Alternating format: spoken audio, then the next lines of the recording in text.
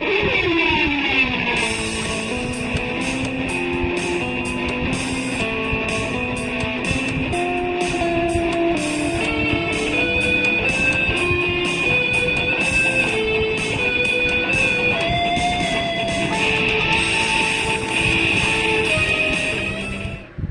morning, ladies and gentlemen. Welcome back to the Shadow and Sun Show, and welcome to just a one-off.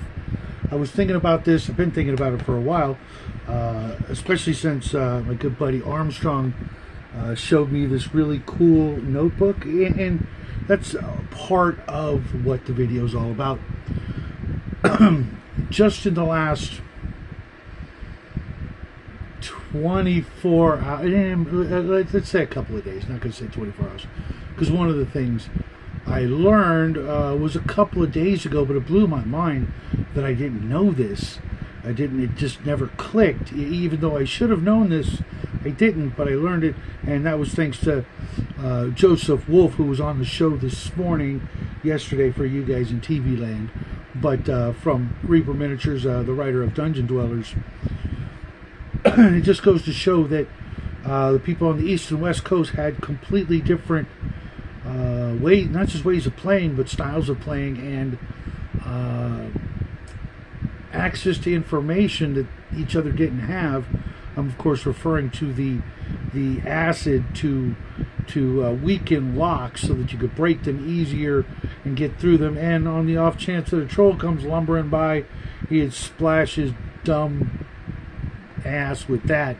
That's why acid is in the monster manual under troll, because sometimes back in the day, folks on the East Coast, maybe elsewhere, my groups never did, carried a little bit of acid around. The thief might have a little vial and throw it in a lock and wait a few minutes, and that lock that you'd have to wait a whole level to come back and try again, well, now you just crack it, smash it, bust it open, and you're in.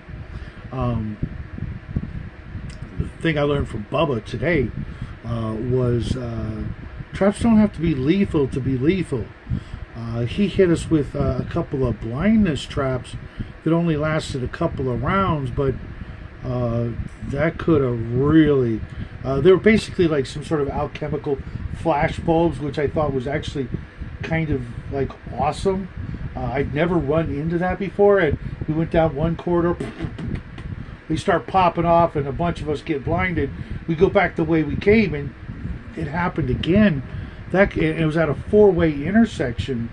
Had he wanted to, really screw us over, or if we'd all been completely blinded, we could have wandered off in four different directions.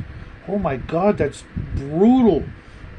Mind you, we're first level, and it won't kill you. You could easily survive it, but you roll really bad, and not so much. So the point is, in all of this, notebook, write this stuff down. You never know when you're going to learn something new, and when you learn something new, by writing it down, you'll use it a little bit more. It'll be more in the front of your brain, as they call it, and you can pull out that new trick that the old dog has learned, surprise everybody in your circle, whether you're a player or a DM, and keep one of these. You don't have to get something fancy like this.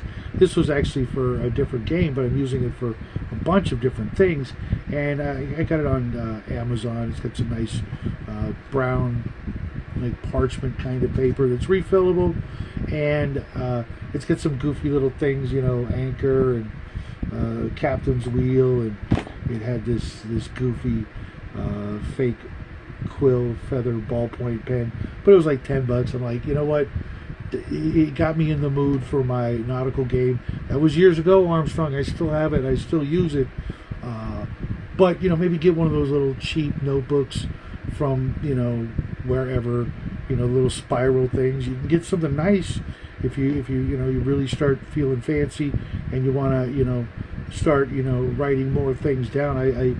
I've been doing this for a while, but every once in a while I get out of the habit of doing it, and I'm going to try and just part of my EDC is notebook.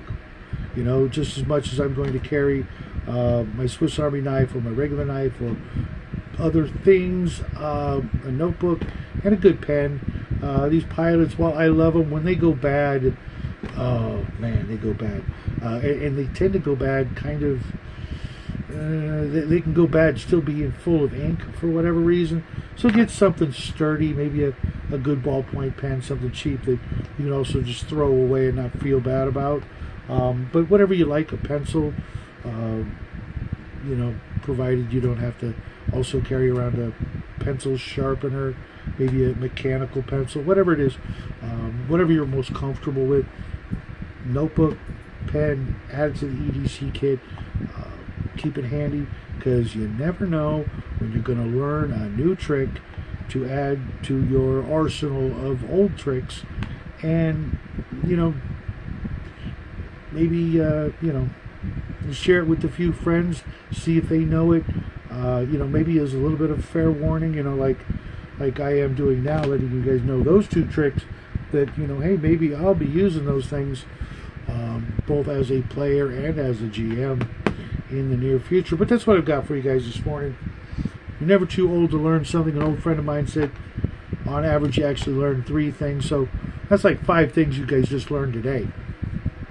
Let me know in the comment section how much of that is really accurate. But I'll be back in about 45 minutes with, excuse me, the Tuesday edition of Second Breakfast. Hope to see you guys all there.